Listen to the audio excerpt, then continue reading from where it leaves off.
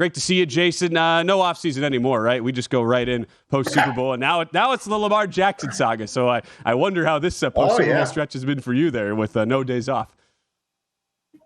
Yeah, look, as someone who hosts a 4-hour afternoon drive radio sports talk radio show here in Baltimore, this is the gift that keeps on giving. It's incredibly unfortunate that it's come to this. This is pretty unprecedented to have a quarterback under the age of 30, and this kid's way closer to 25 than he is 30, on the precipice of leaving, having just entered his prime, having accomplished things that completely transformed franchise and in some ways transformed the game. And they haven't been able to find a way to get him under contract. I know for a lot of fans, it's frustrating, it's maddening, it's confounding, it's confusing, but it's real. And they've never gotten close. And I would be absolutely positively stunned if they have meaningful conversations between now and the March 7th deadline to tag a player, let alone actually get close. And I've reported in the Washington Post months ago that they're going to go to the combine looking to make a Lamar Jackson trade. That is where this is headed. That's how broken it is. He's going to get tagged and he's going to get traded. And I very strongly still believe that. Jason, do you think he gets tagged the exclusive tag at $45 million, or do you think he gets the 32 tag? That's question A. And B, the NFLPA issued some bizarre statement saying they were going to help in the negotiation. What is that all about? Yeah, well, look, on the tag, I go back and forth on this, Mike. You know, you talk to people around the league, and some think to actually facilitate a trade, the non-exclusive might make a little more sense, and it gives that new team a little more leverage, right, because they're negotiating off of 32 and not 45. But at the end of the day, I don't think they can risk losing a player of this magnitude for a couple of picks. And this owner does not want to pay this young man. Like, he didn't want to give him Josh Allen money or anything close to it when Josh Allen got that. And the market has gone crazy since then, and they've only grown further apart. So I don't think you'd have to be, Albert Einstein to put together a contract tender that Bisciotti is going to say, nah, just give me the picks. So I think they have to put the exclusive on them. I think that they have to negotiate all angles of this deal. They've got to negotiate the contract because there is no agent, and they've got to negotiate, obviously, the trade compensation. In terms of the PA, he's tapped in and out with them. There have been times where there was some heavy conversation going on that he's run some things up the flagpole there. He's not a waif. He's not some naive, know nothing. Like, he has done his homework, and he's stuck to his guns and his conviction, and he's got to a point now where he's I believe, going to get paid. He's going to get close to what he wants, and he's going to be able to pick his team because he's not doing a contract with you unless he doesn't want to do unless he wants to do a contract with you. So I would say that the PA has played a minimal role in it. It's oscillated right now. I don't believe that he is in any sort of heavy consultation with the PA because there's nothing to talk about. He's waiting to get tagged, and then let's see what the contract terms are. And you can follow Jason, by the way, at Jason La Canfora. The one thing I can't help but thinking on the Baltimore front of this is when it's such a public, obvious disconnect, if you're looking at a potential trade target, aren't teams going to use that against Baltimore when they know how big of an issue that is for the team? And how do you imagine that impacts potential negotiations if we end up going down that trade path? Well, I mean, look, it's already messy now. Will it get messier? Sure. I mean, Baltimore does, though, through the franchise tag, have the ultimate leverage of worst case scenario. He shows up a week, 5 days, 3 days, a day before the start of the season, right? Because that's when he gets paid. We have to put him on the exempt list for a couple of weeks to get him in shape, have him learn this new offense. But we're going to try to win a Super Bowl with Lamar Jackson on another one-year deal. I mean, the reality would be at that point, they would have had Lamar Jackson for his first 6 years in the league, and he would still not, for under $100 million.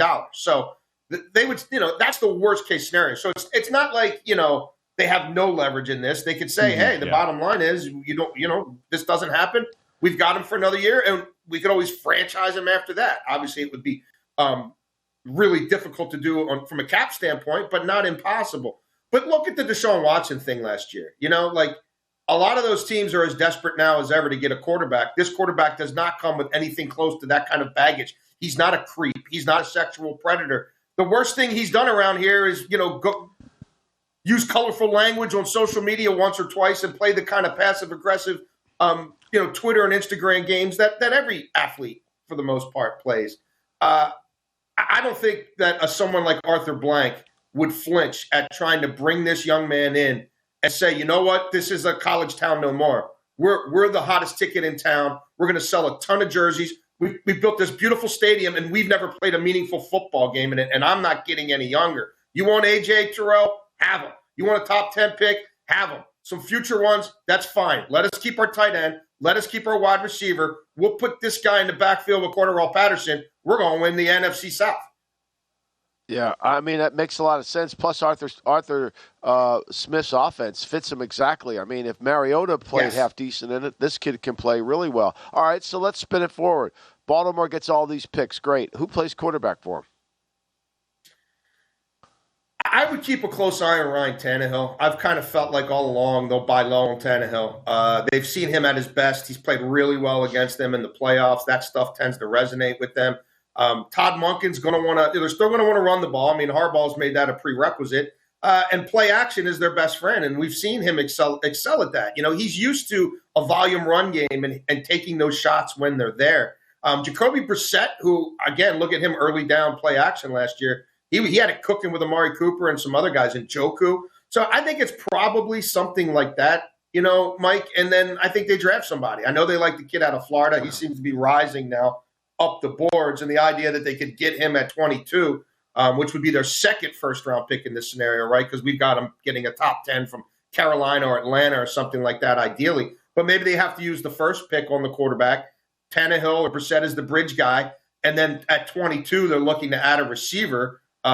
Because that's obviously been a complete, utter blight and blemish on this front office. Their inability to get anybody at the receiver position who could help Lamar Jackson, even a teeny-weeny bit. That also is another fascinating thing to watch. As Jason Lockenfora joins us right now on the Lombardi Line, NFL insider for the Washington Post. Let's transition to the news coming out of Chicago with Justin Fields. And will they or won't they, A, keep the number one pick in the draft, and B, look to shop Fields? What are you hearing is the latest there in the Windy City? Yeah, I had a couple of GMs in the course of conversations that had nothing to do with Justin Fields. I wasn't fishing for Justin Fields information. I was just talking to people. Hey, how did your Senior Bowl go? What did you hear? What, you know? And a couple of months solicited, they were like, I think the Bears are going to trade Justin Fields. Like, that's very much on the table. They're in a listen to anything, do anything mode.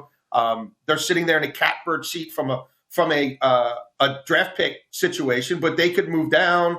They could trade their quarterback because they're moving down to get another quarterback, but not one that they think they have to take with their pick. And that's a young regime there. They've got a new team president. Things did not exactly go swimmingly last year. And, Mike, you know how this works. So, you know, and now the quarterback got a little banged up, and maybe we really don't know how to fully tap into everything he can do. So we cut ties with that. Hey, that was a Nagy mistake. That was the old regime mistake. We're going to get our guy. And try to like make that first year like it's a mulligan, like it didn't happen.